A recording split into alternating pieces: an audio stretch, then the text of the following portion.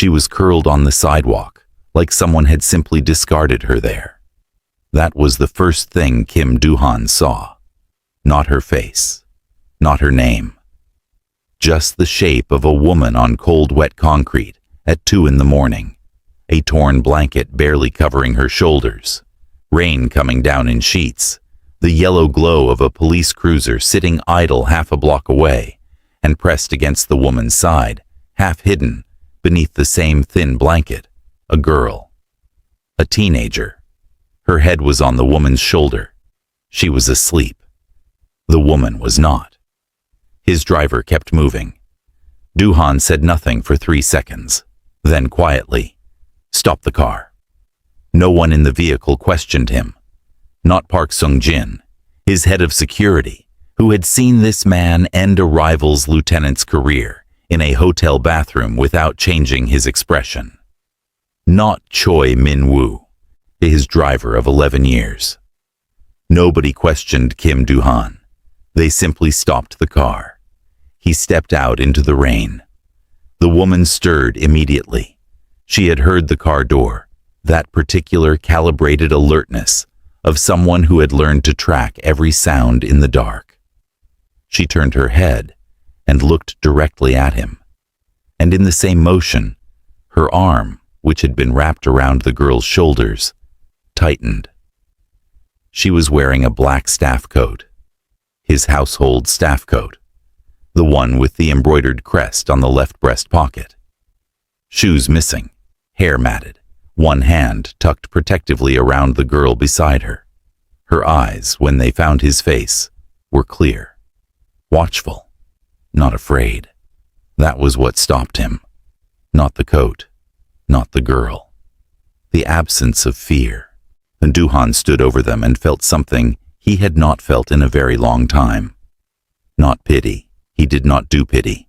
Something older and colder than pity.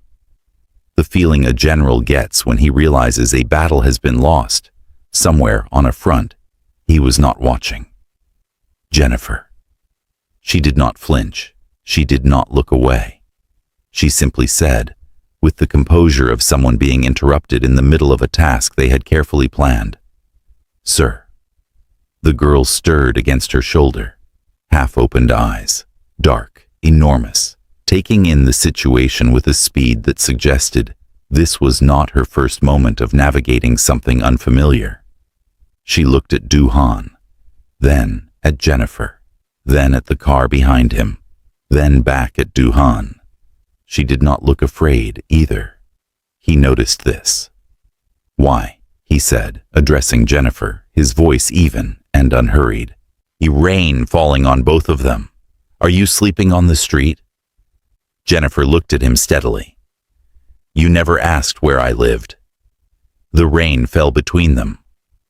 Do-han looked at her, then at the girl, then at the police cruiser down the block, its radio crackling in the wet dark. City ordnance sweep started at 3 a.m. Every person on this block would be displaced or in holding by dawn. He looked at his watch. 2:13 a.m. "Get in the car." "I'm fine." "Jennifer." I said I'm fine. He looked at the girl, who was now fully awake, sitting up slowly with the careful movements of someone whose body knew how to be cautious. There was something about her face, a quality of alertness, combined with a quietness that did not belong on the face of a teenager sitting on a wet sidewalk at 2 in the morning. She looked at him, the way Jennifer looked at him, directly, without performance. He looked back at Jennifer. She was watching him watch the girl, and her face had shifted, something flickering behind the composure that she sealed almost immediately, but not quite quickly enough. He said, "Who is she?" A silence that lasted exactly 2 seconds. Then, "My sister." "How long has she been here?" Jennifer said nothing. "How long has she been with you on the street?" Still nothing. But the girl had turned to look at Jennifer, and something passed between them.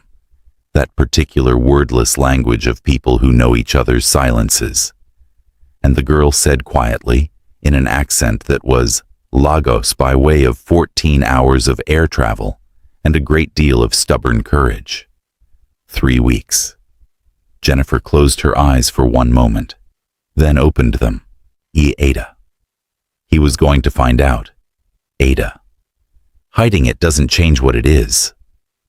Duhan stood in the rain, looking at the two of them. One woman who had been cleaning his floors for 14 months and had apparently been sleeping outside for weeks without once asking him for anything. And a teenage girl with enormous eyes and a composure that made her seem older than she was, and the particular kind of bond between them that looked like love, compressed down into something small and hard and immovable by necessity. He said, "Get in the car, both of you." Jennifer opened her mouth. Jennifer. Something in his voice was different this time. Not an order exactly. Or rather, an order that acknowledged she was a person who had the right to refuse and was asking her anyway, which was not the same thing as commanding. And they both understood the difference. Get in the car. She looked at him for a long moment. Then she stood up. She did not touch his offered hand. She gathered the thin blanket and the small bag she kept beneath it, and stood with her back straight and her chin level, and the girl rose beside her, and Duhan watched them and said nothing. He got back in the car.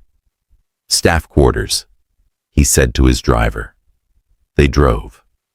"Real quick, tell us where you're watching from, so we can welcome you properly.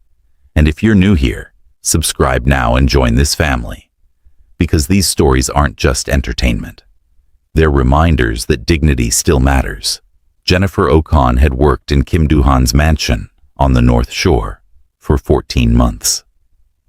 She arrived every morning at 6:30, left every evening at 8, and in all that time had never been late, never complained, never asked for anything beyond her salary. She cleaned the East Wing and the kitchen. She managed the linen inventory. She trained 2 new staff members without being asked. She learned that Duhan took his coffee black with no sugar, and that he did not like the sound of vacuums before 9 a.m. She learned to move through that house like a shadow, present but invisible, efficient but unnoticed.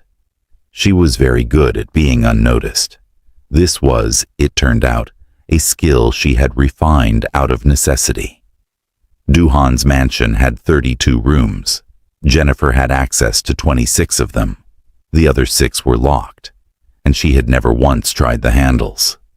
When Duhan's associates visited, and they visited often, men with quiet eyes and expensive watches who spoke in low voices. She served tea, refilled water glasses, and left the room without being asked. She had worked in difficult houses before. She understood the grammar of powerful men. You read the room, you anticipated the need, and you made yourself small enough to survive. She had survived 14 months. She had not, however, managed to survive her landlord. His name was Gerald Mwangi, and he had tripled her rent in October with 30 days' notice, and a smile that said he knew she had nowhere to go. The neighborhood was gentrifying. Her building was being renovated into luxury micro-units. Her room, a single room she had rented for 3 years, would become a walk-in closet for someone's second apartment. He was very sorry. He wished her well. Jennifer had sat with that letter for 2 evenings. She had done the math 12 different ways. She had called 4 different housing agencies. She had looked at rooms in neighborhoods an hour from Duhan's estate, calculated the cost of the commute, subtracted it from her salary, and then subtracted again the amount she sent home to Lagos every month, for her mother and for her sister Adaizi, who was 16 years old, had a serious heart condition she had been born with, and was scheduled for a second major surgery in March. The numbers did not work. They did not work any way she arranged them. So Jennifer Ocon, who had a degree in economics from the University of Lagos, and who had never once asked anyone for help she could not repay, had made a very quiet, very deliberate decision. She would sleep rough for 3 months, just 3 months, until the surgery costs cleared, until the second payment to the cardiologist, until Adai's was stable. Then she would rebuild. She had done harder things. What she had not planned for, what she had not been able to plan for, was that Adai's would follow her. She found out 6 weeks into her arrangement when she returned to the corner of Michigan and Lakeshore at 11 p.m. and found a 16-year-old girl sitting on her blanket, eating crackers from a plastic bag, looking up at her with enormous dark eyes, and the expression of someone who had decided this was perfectly normal and was prepared to defend that position. "Mama said you were sleeping outside," Adai had said. She was wearing a jacket too thin for Chicago winter and carrying a single bag that she had clearly packed in 20 minutes because it contained 3 books, 1 change of clothes, and inexplicably, a small wooden spatula. She cried on the phone. "I came. You flew here alone. Uncle Tunde brought me to the airport. I told him you had a medical emergency." Adai's. I wasn't entirely lying. You sleeping on a sidewalk in February is a medical emergency. Jennifer had stood in the cold Chicago night, looking at her younger sister, and felt something break open in her chest.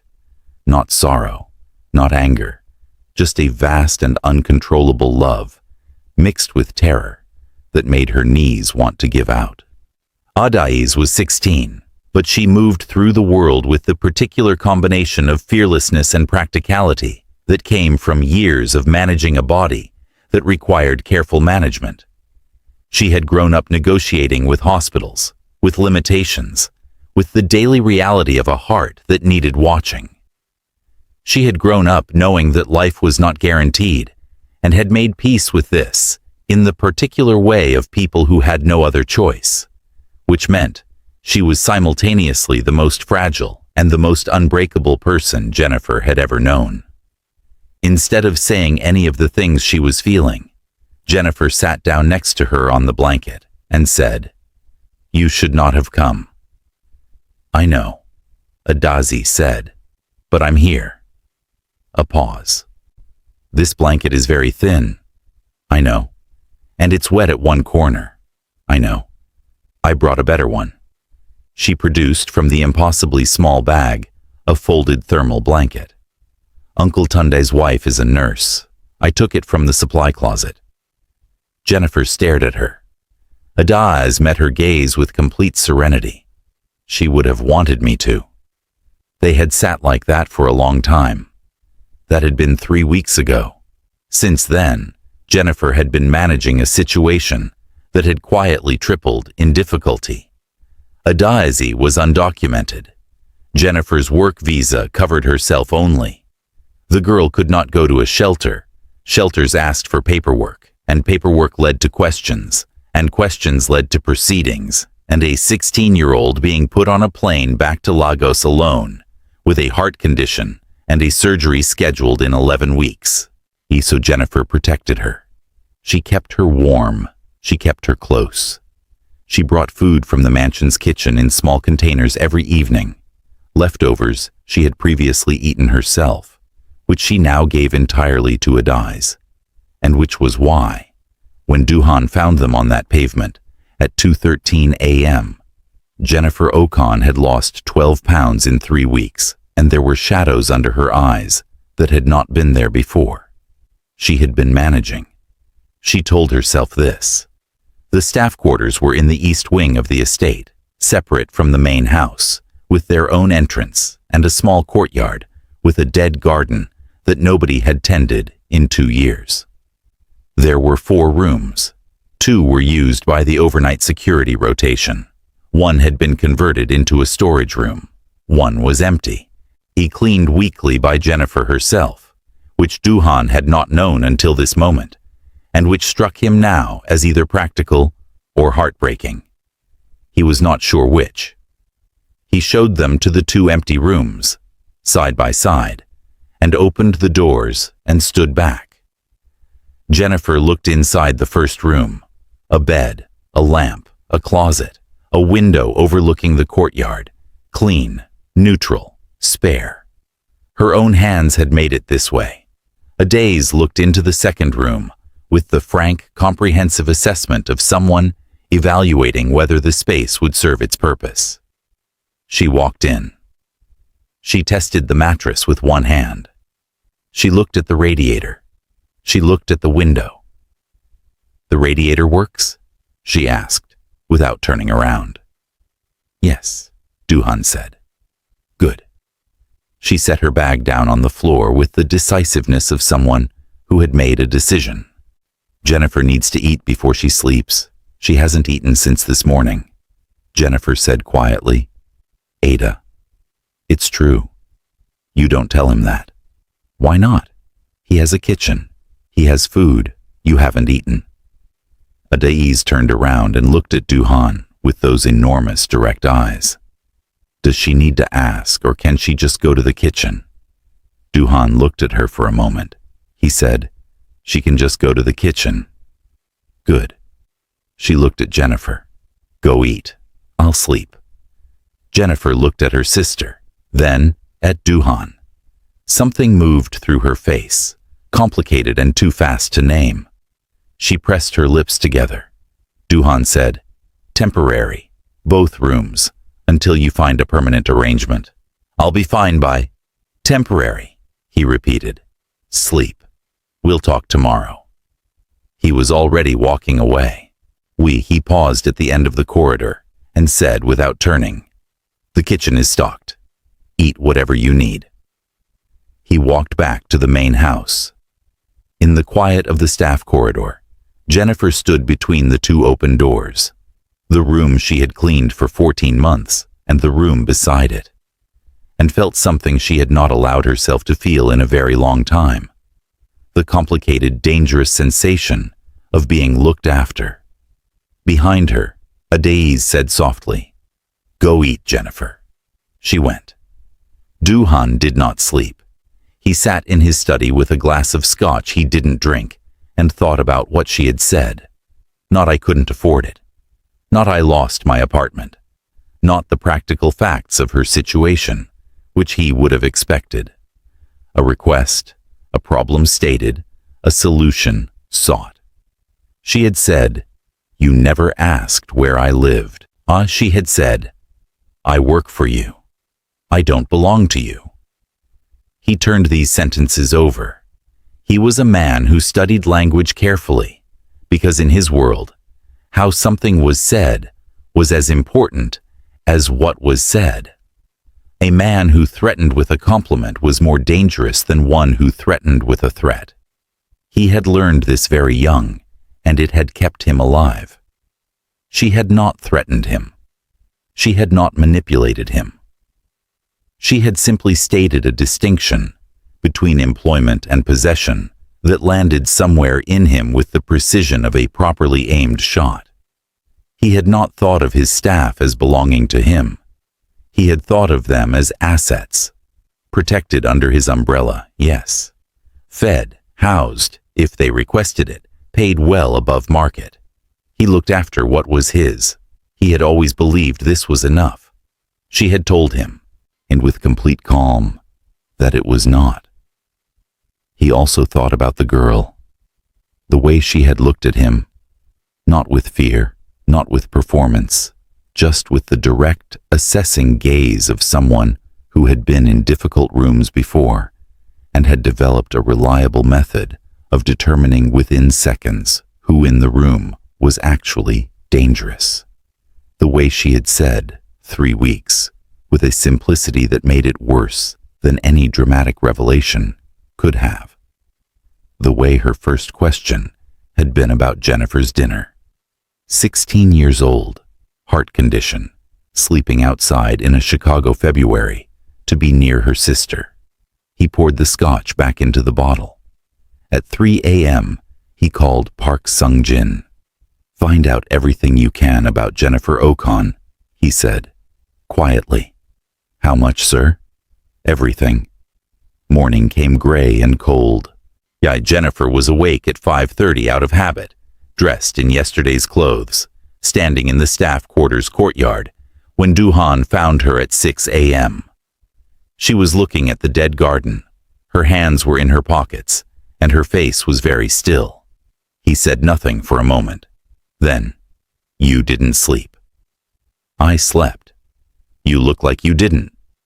She turned to look at him. He was dressed, suit already on, which meant he had also not slept, or he had been up since 4.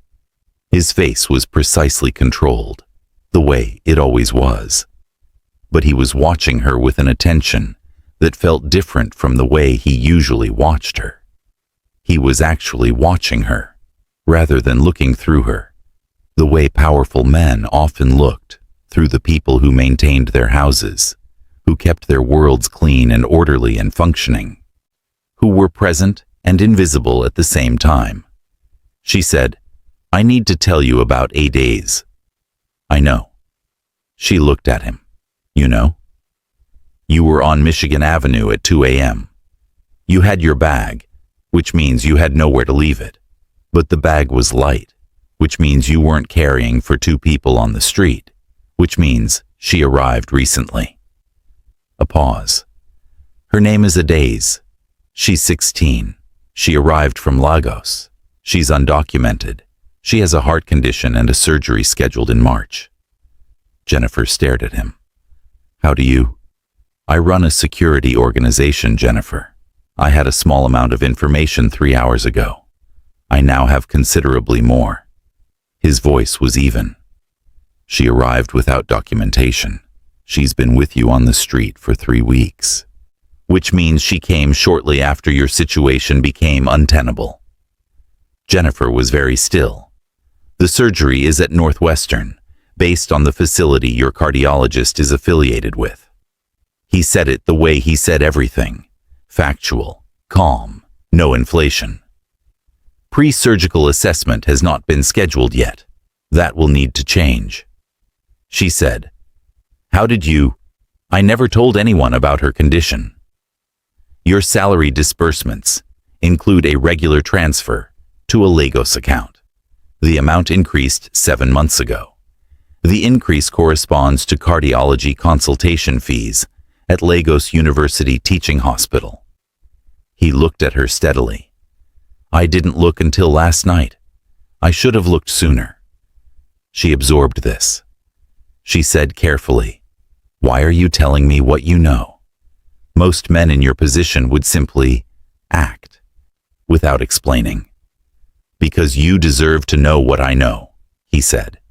"And because I want you to understand that what happens next is not me doing you a favor. It's me correcting a failure in how I run my household." A pause. "She stays here, properly. Her situation will be assessed by my lawyer, who does not ask too many questions. The surgery in March will be handled." Jennifer had gone very still. A different stillness now. Not the managed composure of someone holding themselves together, but the stillness of someone who had been in motion so long that stopping felt like a language she had forgotten how to speak. She said, "Why?" It was not a question, the way most people asked questions. It was a word that meant, "I need to understand what this costs before I decide what to do with it." Duhan said, "Because she came to a foreign city with a faulty heart and a single bag to find her sister, and that is not something I'm prepared to step over." Jennifer looked at him. She said, "And what do you want in return?" "Your sister gets better. You come back to work." He held her gaze. "That's all." She studied him the way she might study a contract written in a language she mostly, but not entirely spoke, looking for clauses, looking for the fine print. He let her look. Then she said, "I need to hear it clearly. No ambiguity. You're not doing this because you expect something from me that isn't covered by my employment contract." "No." "And a Daisy's presence here doesn't create an obligation, financial, personal, or otherwise, that she or I would need to repay. No. She looked at him one more time. Something moved through her face, a sequence of things, rapid and deep, that he could not entirely name, but that he understood to be the process of a person who had been managing alone for a very long time, making the decision about whether or not to stop. She said, "Okay." Just that. He nodded. "I'll have Park arrange the lawyer meeting. This week." He turned toward the main house and then stopped. "One more thing." She waited.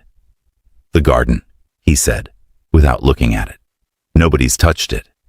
If your sister wants to, while she's recovering, she can. It's not being used for anything." He walked back inside.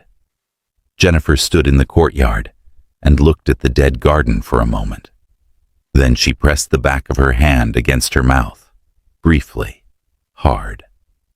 A gesture that lasted only a second. And then she straightened her jacket and went to check on Adaze. He found Adaze in the kitchen at 6:45 a.m. He had not expected this. The kitchen staff arrived at 7. The kitchen was, at 6:45, supposed to be empty. Instead, he walked in to find a 16-year-old girl in yesterday's clothes sitting at the counter with a glass of water, a piece of toast she had made herself, and a school textbook from Lagos open in front of her, a pen moving steadily across the margins. She looked up when he came in. She did not startle. "Good morning," she said. He looked at her, then at the textbook, then at the pen. "You brought a textbook. I brought 3. She said it without any particular emphasis, as though this were the obvious thing to do when traveling to another continent, to find your homeless sister. "I'm 2 months behind on mathematics. Jennifer says I have surgery in March and then recovery, and I can't miss the whole school year." He went to the coffee machine.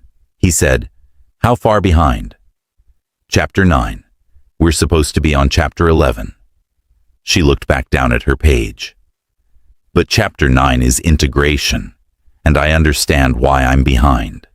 It's not intuitive at first. You have to think about it differently." He said nothing. He made his coffee. She said without looking up, "Jennifer said you take it black. She told you about me?" "She talked about work sometimes, not about you specifically, about the house, what she did every day." Adaze turned a page. She made it sound very normal, very routine. She's good at making things sound very routine. "Yes," Duhan said, "she is." He sat at the counter with his coffee. Outside, the sky was the particular colorless gray of a Chicago February morning, and the dead garden was visible through the window, and the courtyard was empty. Adaeze said, without preamble, "Are you actually going to help her? Or is this the kind of helping that comes with conditions she hasn't figured out yet?" He looked at her. She met his gaze with the same directness she had shown the night before, clear and unflinching, and not hostile, just honest in the way that certain people were honest, because they had decided that pretending required energy they didn't have. "I'm going to help her," he said. "How do I know that?" "You don't," he said. "Not yet. That's reasonable." She considered this.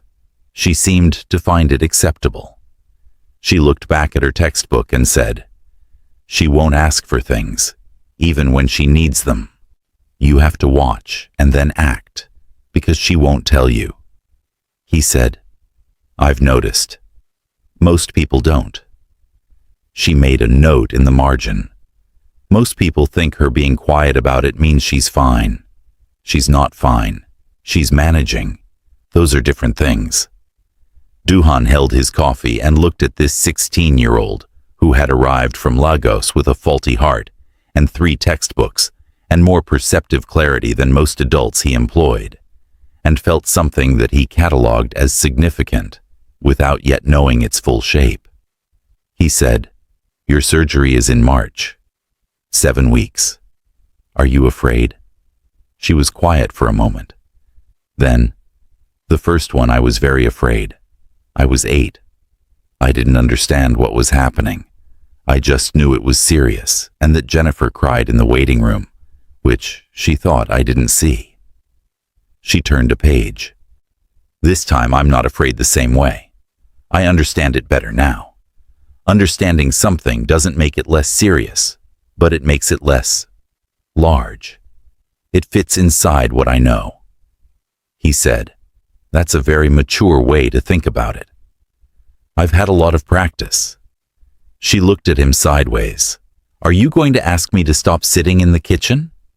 "No. The other staff might not want me here." "The other staff," he said, "will adjust." Something crossed her face, a brief, controlled thing that he recognized as relief being filed away before it could show fully. She nodded once, with the same economical precision her sister used, and looked back down at her integration problems. He finished his coffee. He was at the door when she said, "Mr. Kim." He stopped. She said, "Thank you. For last night. For stopping the car." A pause, and something younger and less composed moved through her voice for just a moment, brief as a crack in ice.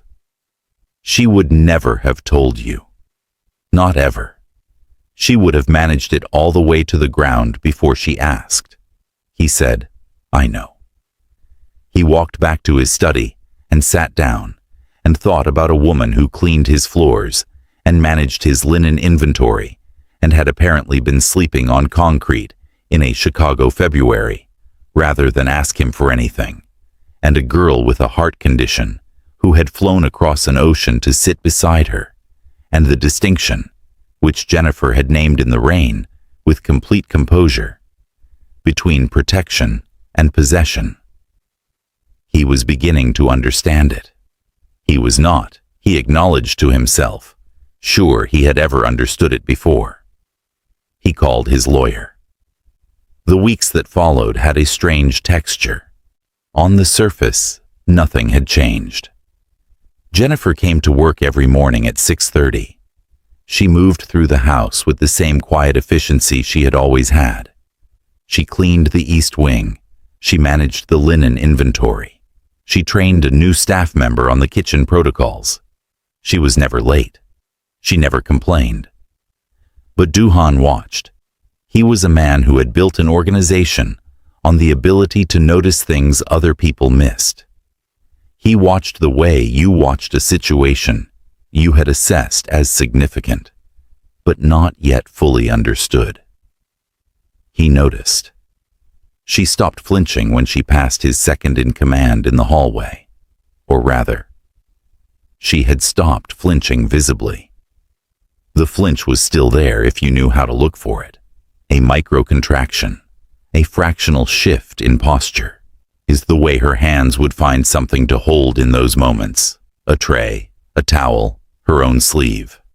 Lee Jae-won was his second-in-command of 7 years, and Jennifer had worked in this house for 14 months. And in 14 months, she had developed a physical language around Lee that Duhan had not noticed until now. He noticed. She hid a bruised wrist under her sleeve. The bruise was 3 days old by the time he saw it. Faded yellow-green at the edges, the shape of fingers. She did not mention it. She used the wrist normally, would not give it away. If he had not been watching her hands specifically, he would never have seen it. He noticed. Adaz, who was supposed to stay in the staff quarters courtyard, had migrated by day 3 into the kitchen, where she sat at the counter, doing mathematics and discussing her work with the kitchen staff, who had collectively decided she was the most interesting person they had encountered in years. Min Jun, who had worked in Duhan's kitchen for 6 years, and who communicated primarily through precise, minimal corrections and long silences, had started teaching her knife technique. She had told him, apparently, that his fish sauce ratios were suboptimal. He had told her she was wrong. She had demonstrated why she was right. He had not spoken for 4 minutes, and then he had adjusted the ratio. Duhan said nothing about any of this. On the 4th day, he personally installed a security panel in the staff quarters.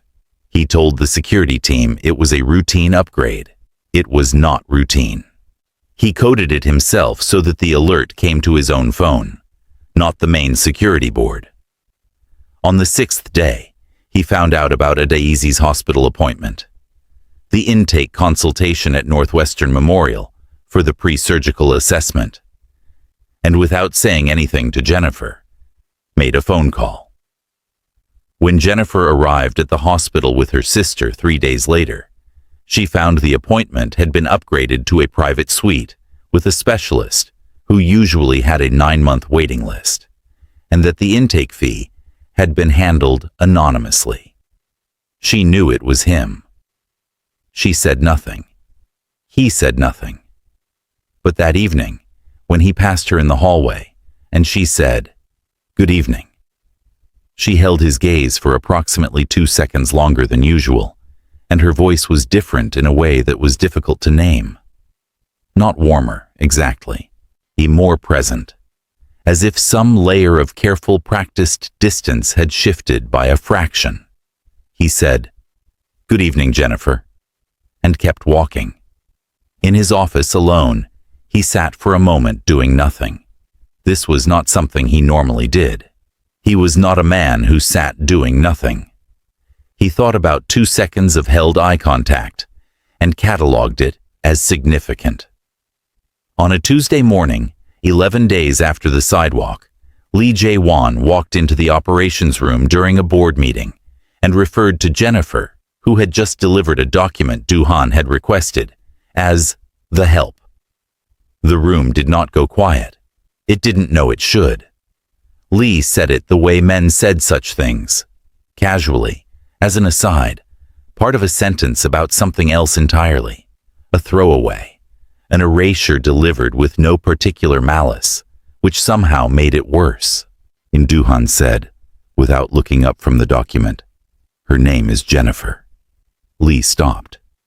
The room, which had not gone quiet before, went very quiet now.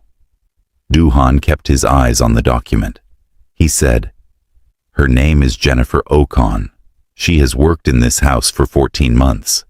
She has an economics degree from the University of Lagos, and she manages the household accounts with greater accuracy than the firm I was previously paying for that service." He looked up. His voice was exactly as level as it always was. "Her name is Jennifer."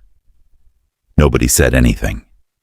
Jennifer, standing by the door with the folder in her hands, was looking at a point on the wall approximately 6 inches to the left of Duhan's head. Her expression was entirely composed. Only her hands had tightened, slightly, around the folder. She left the room. Lee Jae-won watched her go with an expression Duhan filed and did not react to. Not yet. Because there were things happening in this situation that needed to be understood completely before they were acted upon. But he had seen the expression.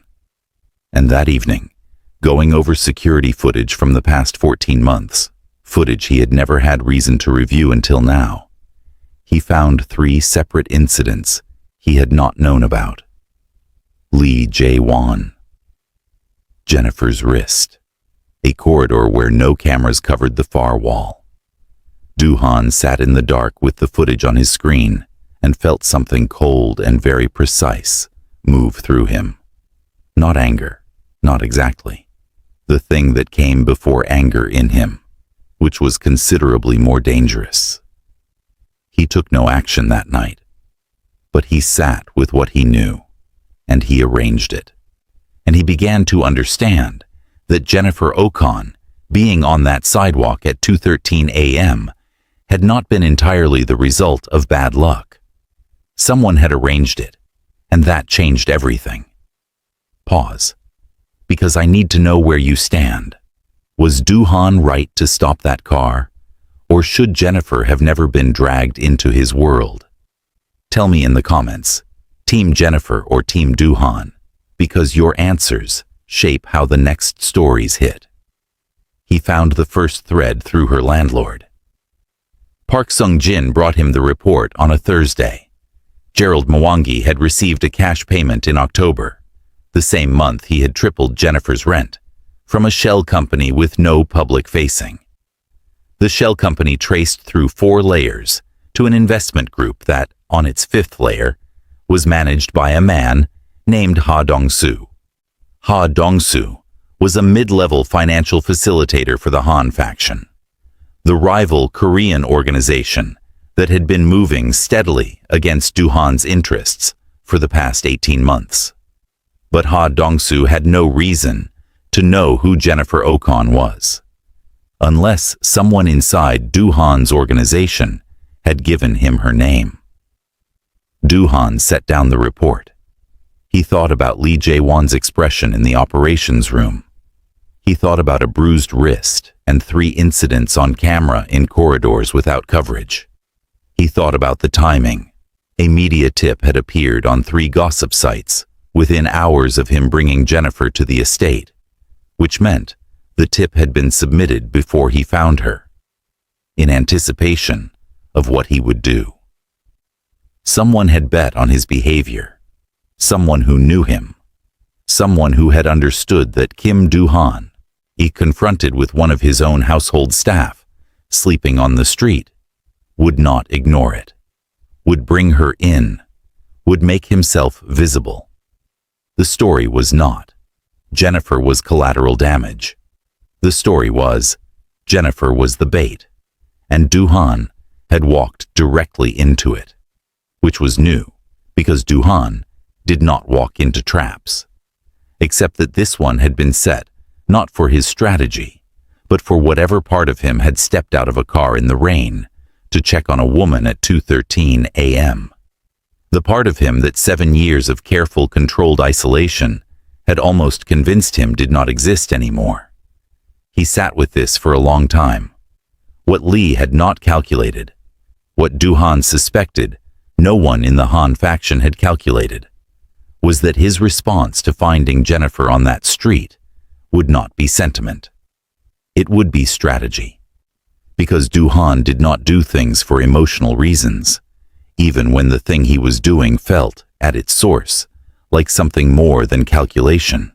He absorbed the feeling and converted it.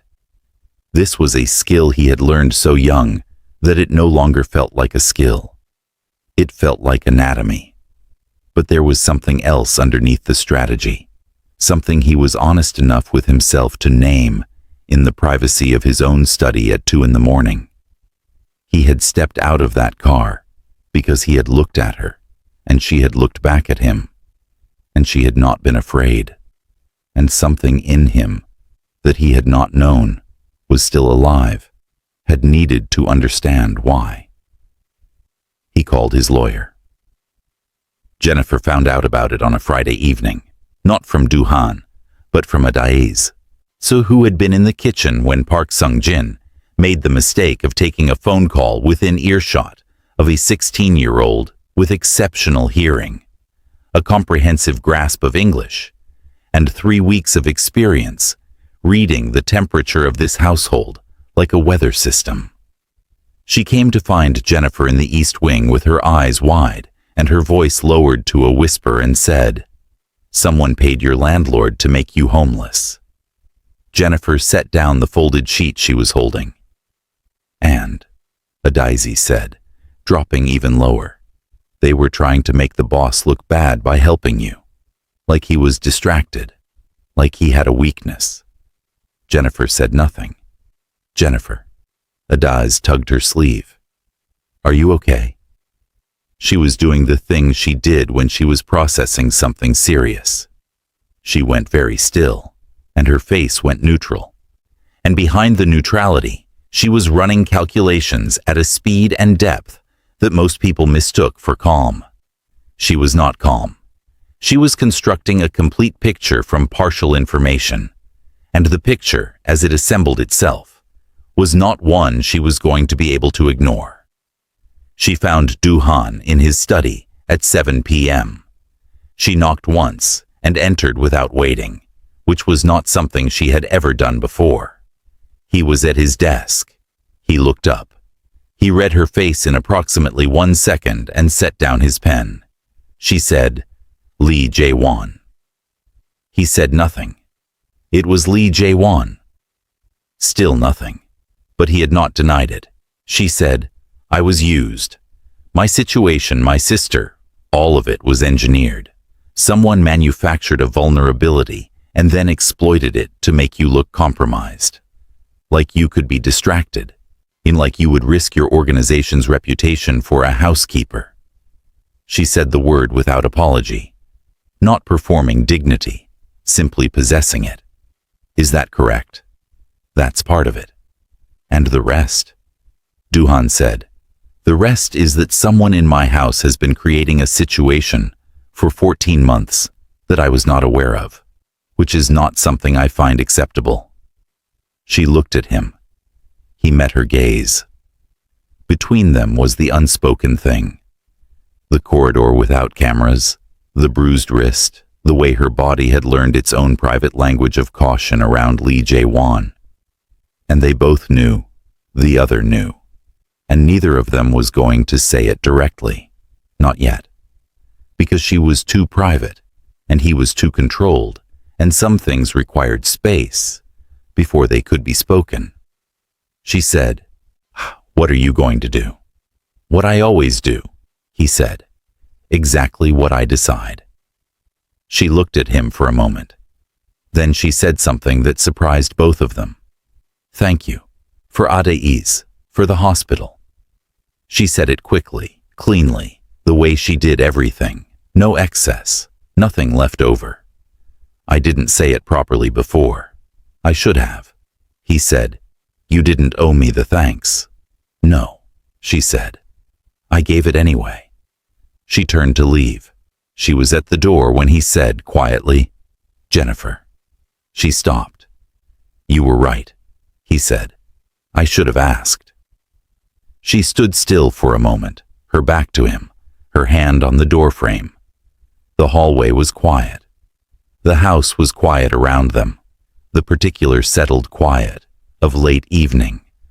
And in the middle of it, those 5 words sat between them with more weight than either of them was ready to measure.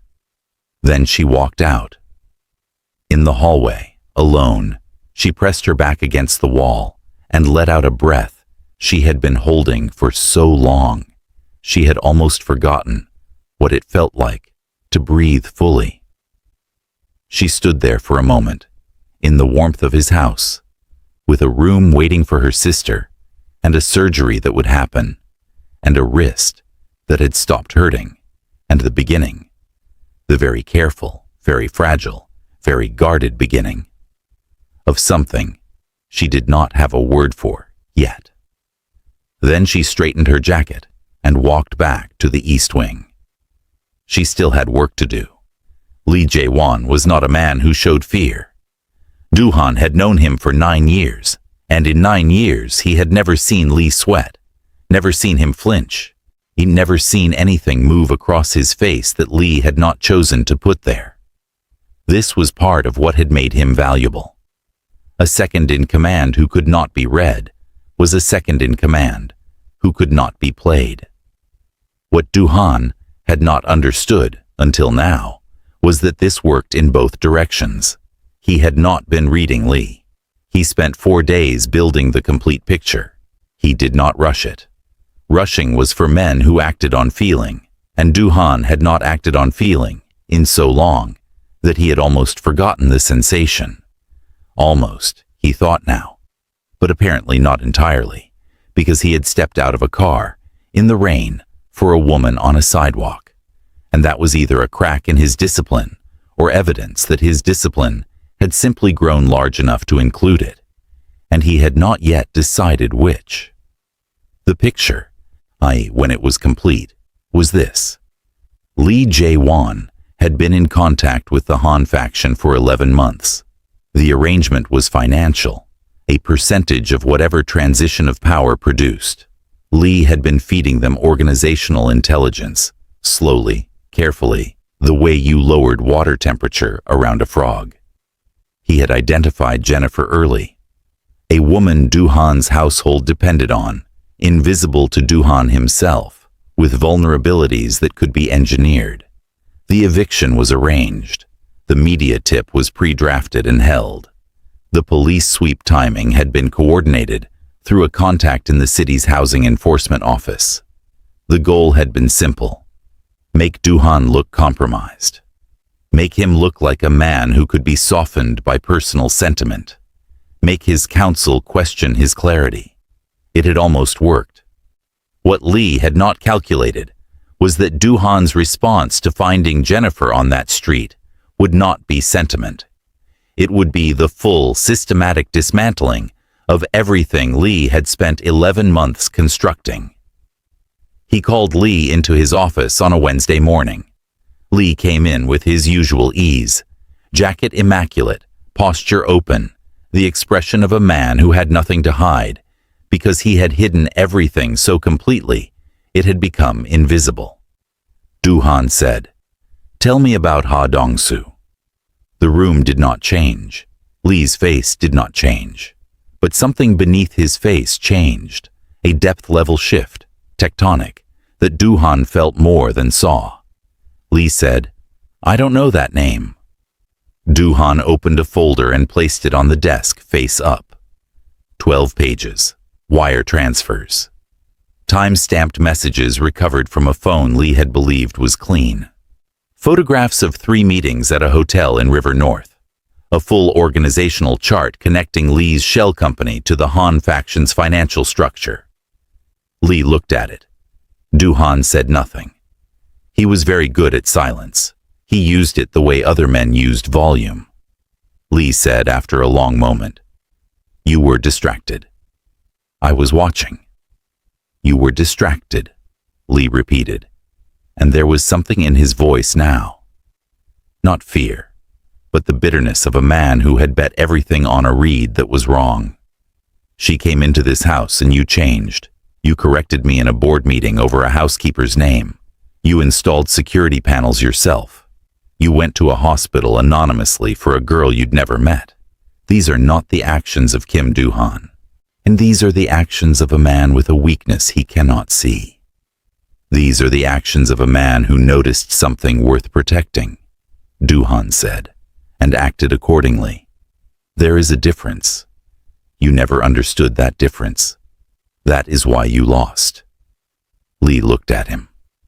"You built this operation on the assumption that I was developing sentiment I couldn't control," Duhan said. "What you were actually watching was me identifying a breach in my own house and waiting until I understood its full dimensions before closing it." A pause. "You gave me the breach. You also gave me 11 months of your communications with the Han faction, which I now have in detail, which means that what you intended as my destabilization has become theirs." Lee said nothing. "You'll leave the country," Duhan said. "Today. There is a flight at 4 p.m. Theme Park will drive you." He folded his hands on the desk. "If I see your name attached to anything in this hemisphere again, the conversation will be different." Lee stood. His face was controlled, but his hands, Duhan noticed, were not entirely still. He left. Duhan sat alone in the quiet of his office. Through the window, he could see the staff quarters courtyard. A dais was there, in the pale winter sun, sitting on the step with her textbook, her pen moving in steady, concentrated strokes across the page. She had a blanket around her shoulders, not the thin, torn one from the sidewalk, but a proper one from the linen closet, which Jennifer had given her without comment on the second morning. He watched her for a moment. He, a 16-year-old with a heart condition, doing integration problems in a dead garden in February, because she had decided that falling behind was not acceptable. He picked up his phone. There were calls to make. About the Han faction. about the intelligence he now held, about the next move, which needed to be carefully timed and precisely executed. He was already building it. He was also, somewhere beneath the building of it, thinking about the fact that Jennifer had been right. He had protected people like property. He had confused protection and possession so completely and for so long that he had not seen the gap between them until a woman on a wet Chicago sidewalk had named it for him in the rain. He set down his phone.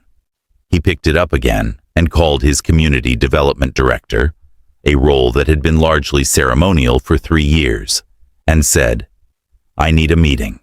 This week. Clear whatever is in the way." Jennifer found out about Lee's departure the same way she found out most things in this house. Not from Duhan directly, but from the texture of the day. The operations room was quieter. Park Sung-jin moved through the halls with the specific efficiency of a man executing a plan.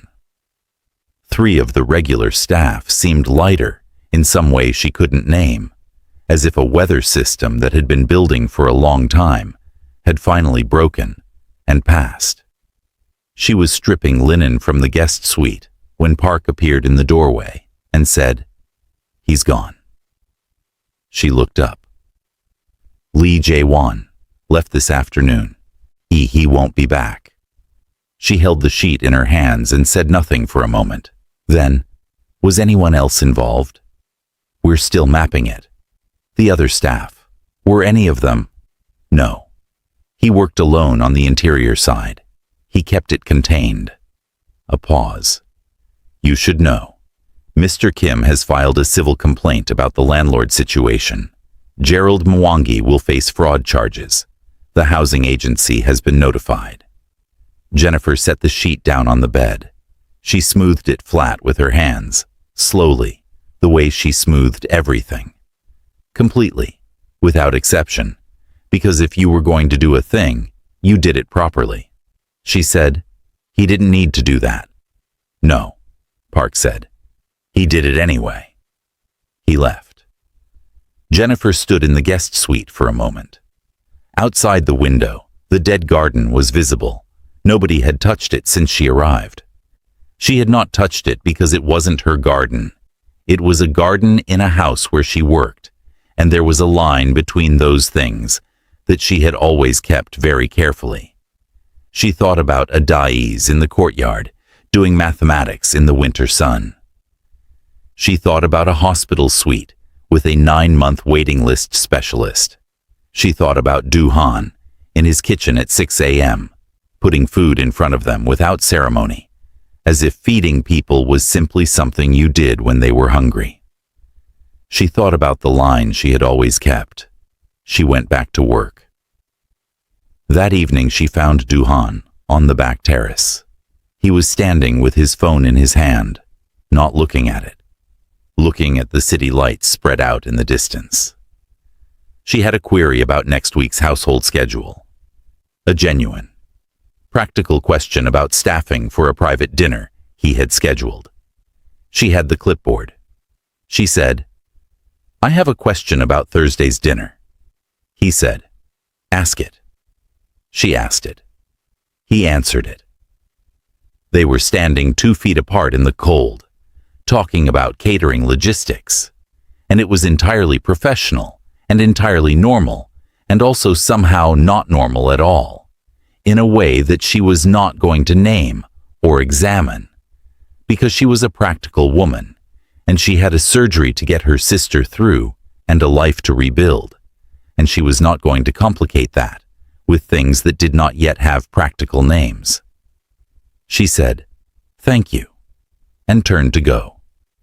He said, "Jennifer." She stopped. "The community development position," he said. "The director role. It's been inactive for 3 years. I'm restructuring it."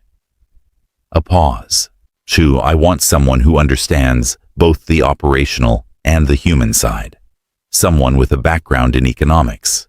Someone who knows how to read a room and doesn't need to be told twice." She turned around slowly.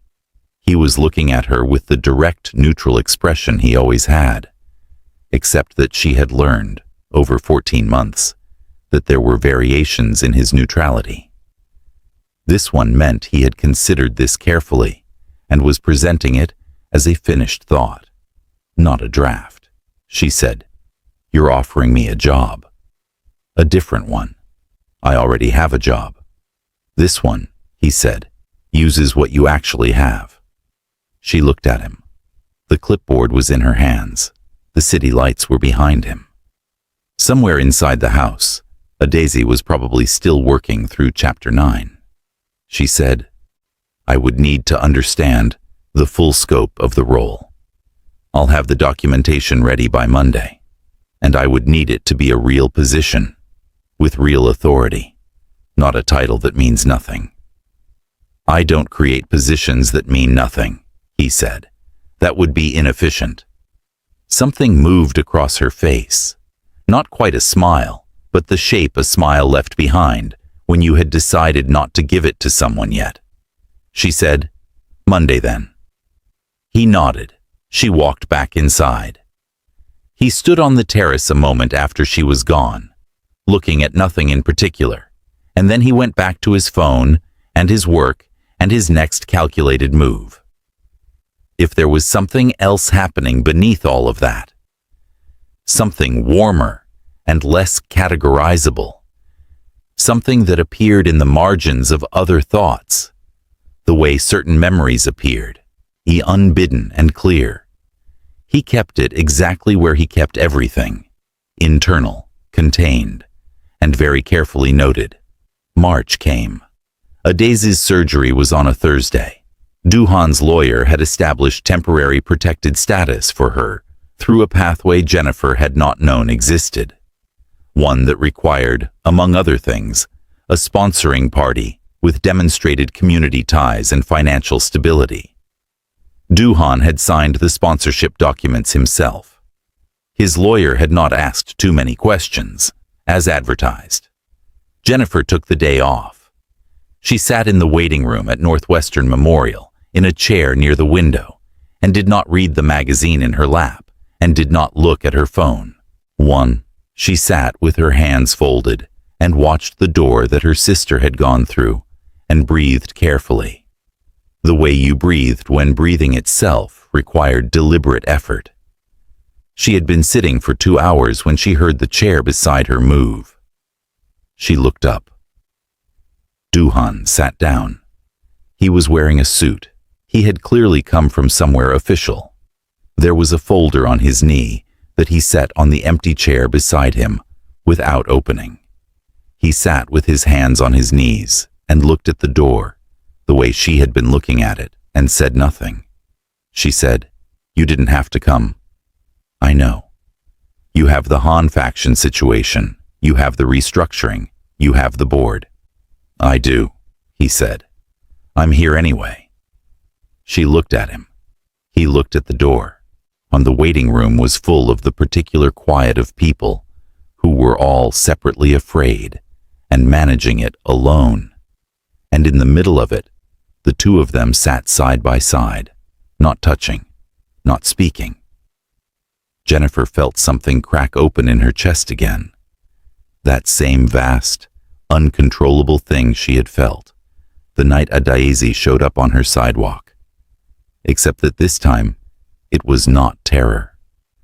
This time, it was something else entirely, something that frightened her in a different way, and she looked down at her hands and pressed them together, and did not say anything.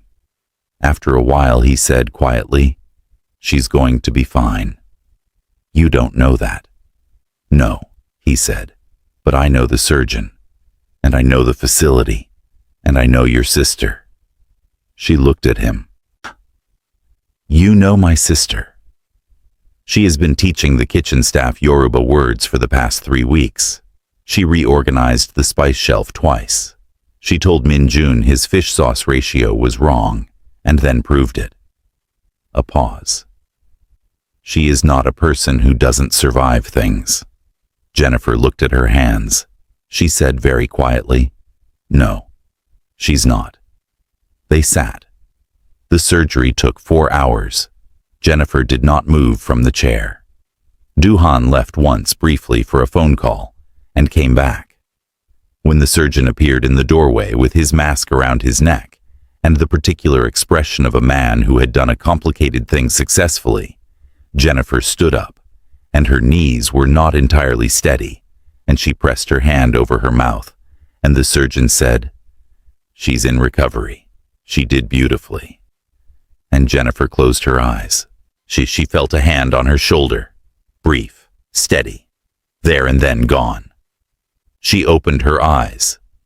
Duhan was standing beside her, asking the surgeon the practical questions. Recovery timeline, medication schedule, follow-up appointments. His voice was exactly as level as it always was. His hand was back at his side. She breathed. She let herself breathe all the way out for the first time in months. If you've ever had to be strong for someone you love, drop a comment and say, "I understand." I'm reading every one, because nobody who carries that kind of weight should feel alone here. Adais came home to the estate 2 weeks later, thinner and slower, but luminous with the particular aliveness of someone who had come through something and knew it. She walked into the kitchen and sat at the counter and looked around and said, "The spice shelf has been moved back." "It was in the wrong order," Minjun said, not looking up from the stove. "It was in a better order." "It was in your order." "Those are the same thing."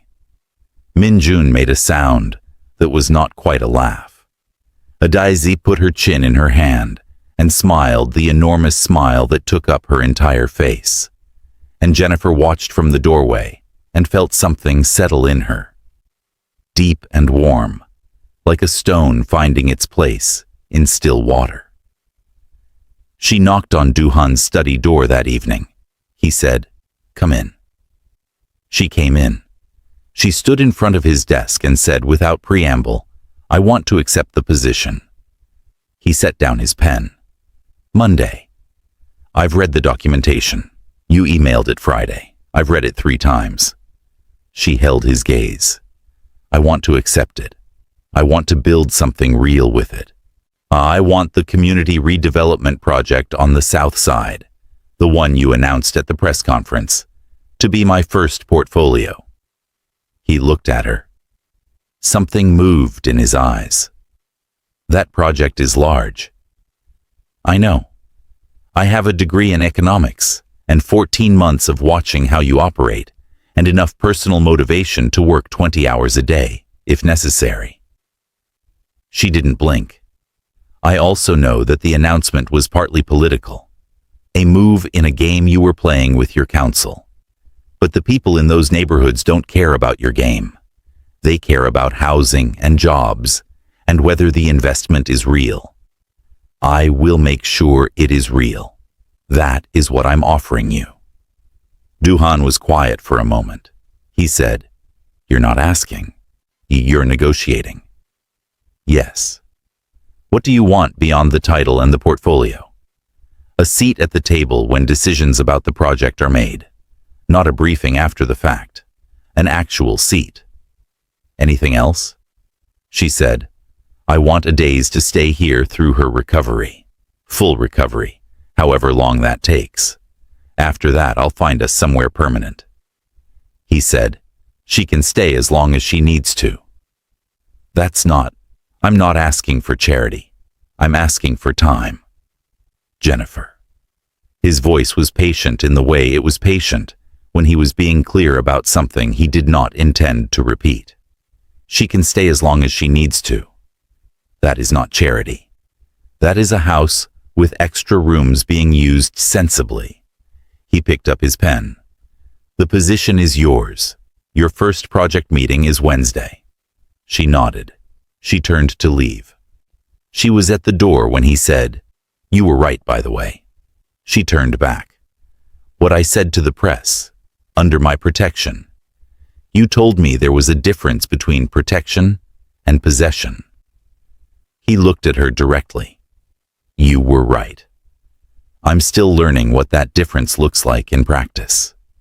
She held his gaze. She said, "So am I." She left. She walked down the hall toward the staff quarters and she was smiling. And she didn't bother to stop it because nobody was watching, and because some things deserved to be felt without management.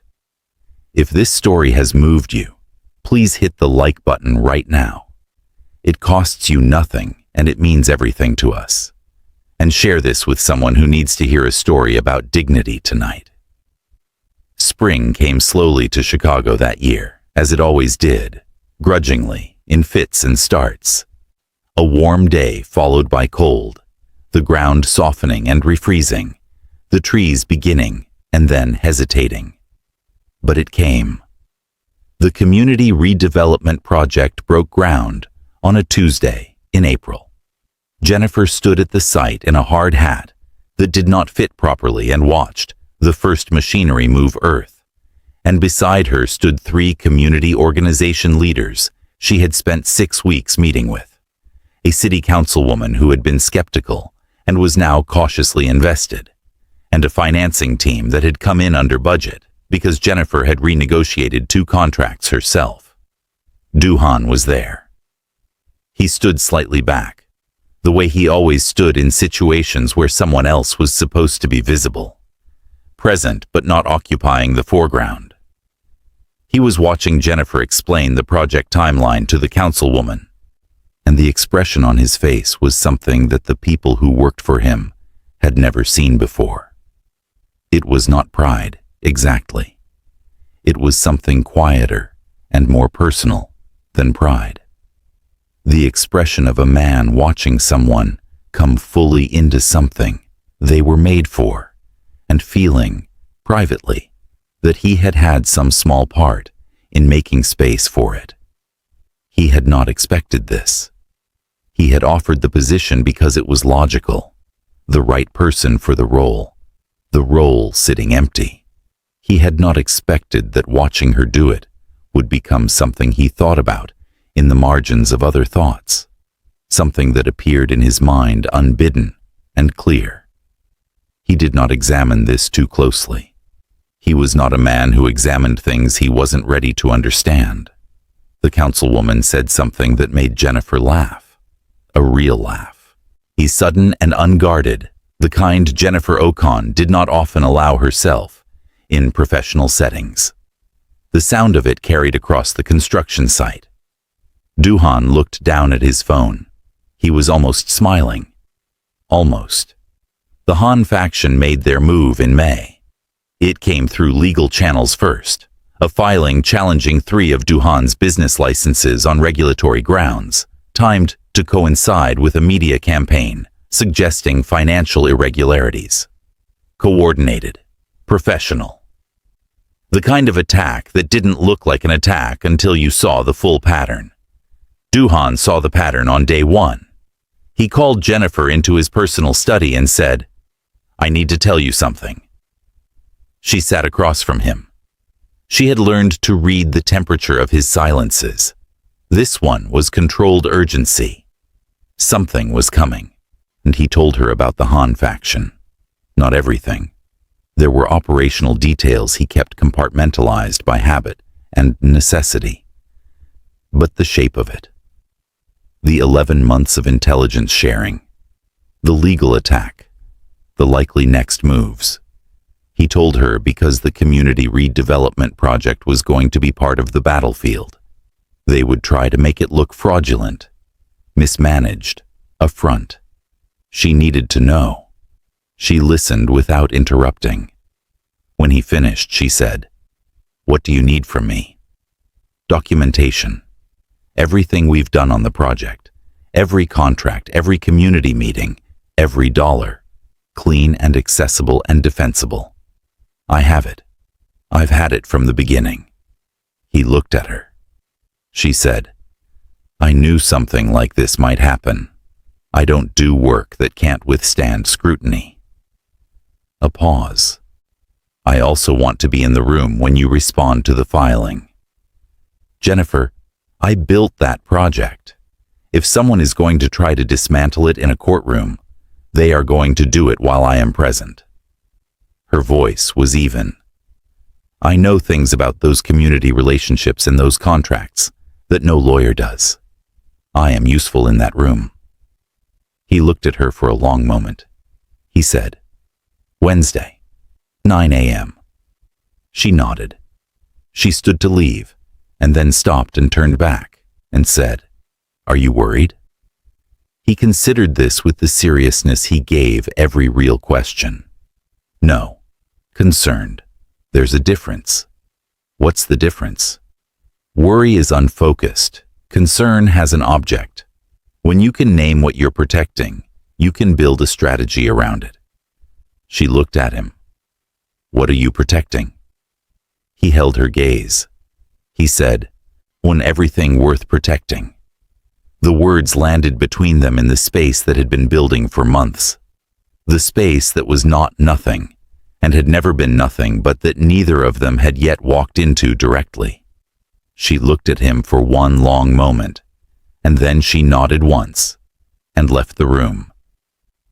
He sat alone, and thought about everything worth protecting, and what that list had looked like before February, and what it looked like now. The list was longer.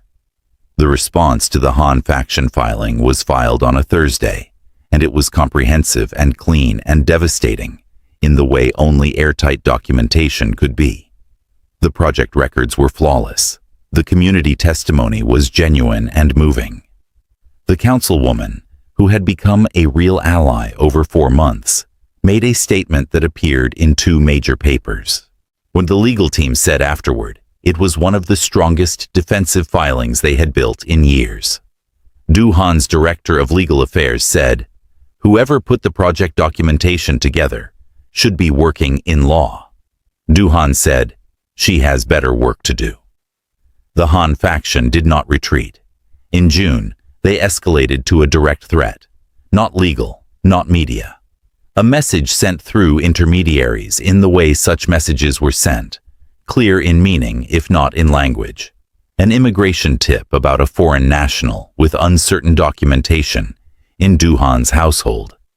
A promise to make it public. A promise to make it loud. Jennifer found out on a Friday evening. She came to his study, and she was calm, in the way she was always calm. That controlled, total calm that he had learned to recognize as the surface of something very deep. And she said, I know about the tip. He said, I'm handling it. How? The documentation for a Daisy's status is solid. The tip will go nowhere. And if it doesn't go nowhere, if they make it loud anyway, then we respond loudly. She looked at him.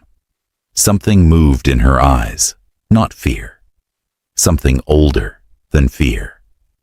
The look of a woman who had spent her life building and having things taken, and who was not going to let that happen again, but who also understood that wanting something to be true did not make it true. She said, She is not a pawn in your war. No, he said, she is not. If anything happens to her because of me being here, because of what I accepted from you. You accepted nothing that put her at risk. I took that risk when I signed the sponsorship documents. That is mine. His voice was level and completely certain. A dies will be fine. I have 3 separate legal instruments protecting her status and a 4th in process. The tip will go nowhere. If it makes noise, the noise will be manageable. A pause. What I am telling you is not reassurance. It is a status report. I don't give you reassurance. I give you information. She breathed. She said, Okay. Okay. Okay. She said again, and for the first time in all their conversations there was something in her voice that was simply trust.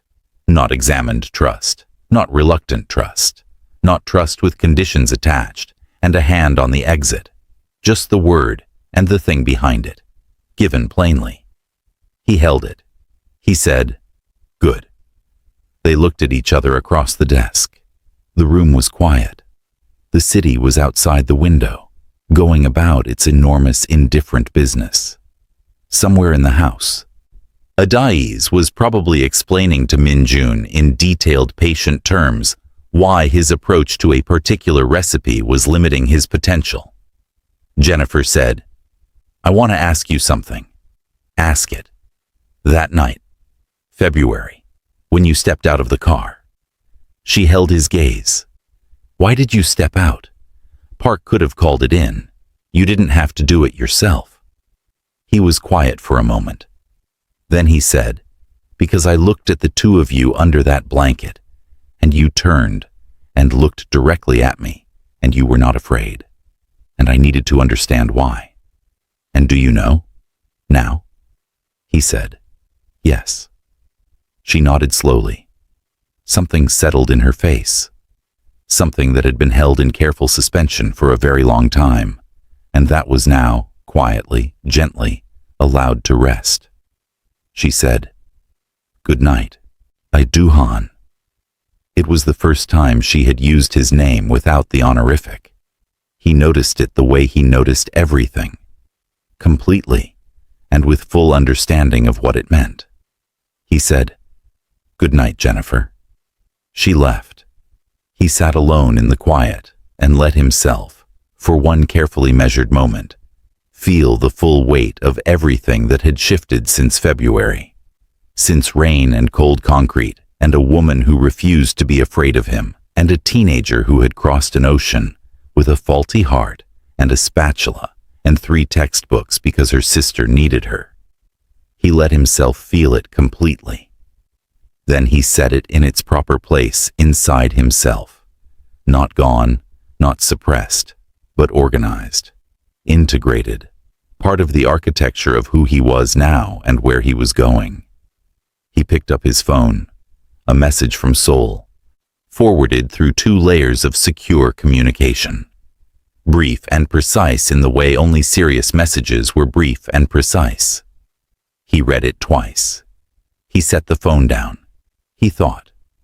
The summer had been a season of building. The fall would be something else. He was ready. The evening that Adais was formally granted temporary protected status, the paperwork complete, the legal pathway clear, the uncertainty finally and definitively closed, Jennifer found Do-han on the terrace. The city was spread out behind him, lit and moving, the kind of Chicago night that made the whole world feel possible. She stood beside him, not close enough to be a statement, close enough to be deliberate. He said without turning. It came through. "I know." The lawyer called. She looked at the city. She cried. "Adiez." She doesn't cry in front of me usually. She thinks it worries me. Does it? Everything about her worries me. That's what it is to love someone. She paused. "I used to think love was a liability, that caring about something gave the world a handhold to use against you." He said, "And now?" She was quiet for a moment. Then, "Now I think protecting things is what gives you a reason to be good at what you do." She looked at him. "You said that, not in those words, but you meant it." He said, "I'm still learning what I mean." "So am I." They stood in the quiet. Below them the city moved, indifferent and luminous. He said, "The soul message, it's significant. There are interests there that connect to the Han faction and go beyond it. It will require travel, negotiation, possibly a period of considerable instability." She said, "Tell me what you need." He looked at her. He said, "I need the project secured. I need the community relationships protected, regardless of what happens on the operational side. I need someone here who understands both dimensions of what this organization is trying to become." "I can do that." "I know you can." She looked at him. "Is that all you need?" A pause. The city breathed below them. He said, "No." She waited. He said, "I need to know that when I come back, this is still what it is." She held his gaze. She said, "What is it?"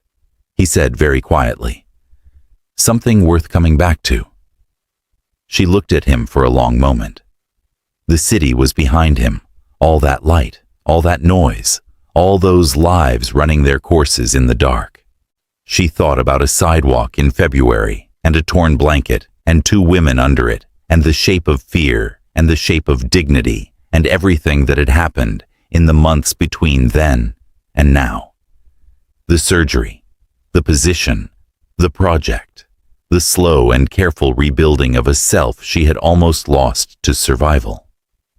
She thought about Adaeze, whose heart was mended, and whose papers were real, and who was at this moment probably reorganizing something that didn't need reorganizing and defending the decision with complete confidence. She said, "Yes." Just that. He nodded once and looked back at the city, and she looked at the city too, and they stood there in the particular quiet of two people who had said exactly what they meant to say and had the wisdom to leave it there. His phone buzzed. He looked at it. He held it for a moment. She said, "Where's Seoul?" "Seoul," he confirmed. She looked straight ahead. She said, "Then go do what you do." He said, "When I'm back, I'll be here. A beat. We'll be here." He looked at her one more time. Then he walked back inside, already on the call, his voice level and precise and ready, the way he was always ready, except that something in the set of his shoulders as he walked was different. Less alone, somehow.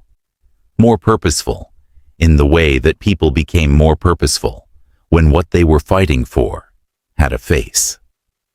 Jennifer stood on the terrace and listened to the city. She was not afraid. She thought about everything that had brought her to this moment.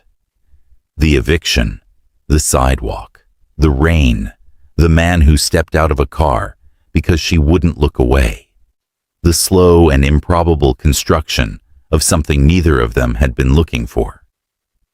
She thought about Adaeze, who had crossed an ocean with a faulty heart and 3 textbooks and a stolen thermal blanket, who had looked at a Korean Mafia boss at 6:45 in the morning and asked him directly whether he was actually going to help or just pretending to, who had sat in a dead garden doing integration problems in February because she had decided that falling behind was not acceptable. She smiled. Below her, Chicago went on. Above her, the sky was the color of everything that was still possible. She had not been meant to sleep on that street. She had always known this. But knowing something and living your way back to it were two different things, and she had lived her way back with her own hands, which was the only kind of return that meant anything. She went inside. She had work to do, and somewhere over the Pacific, on a flight to Seoul, Kim Do-han had a phone in his hand and a city behind him and a war in front of him. And for the first time in a very long time, he also had something waiting. He was not a man who rushed. He was not a man who acted without intention. But he was. He had finally allowed himself to acknowledge. A man who had learned from a woman who refused to beg, and a teenager who crossed an ocean to sit beside her, and a season of building something real in the middle of everything that wanted to tear it down. That protection without regard was not protection at all. It was just another kind of control, and he was done with control for its own sake. He looked out the plane window at the dark over the water and thought about a terrace and a city and one word given plainly. Yes. He closed his eyes. He would sleep. He would arrive in Seoul, rested and ready and clear-eyed. He had something to come back to. If this story gave you something, hope, strength, even a deep breath, don't leave quietly. Like the video, subscribe, and tell me the one moment that stayed with you. When you engage, you're not just supporting a channel. You're helping these kinds of stories reach people who desperately need them.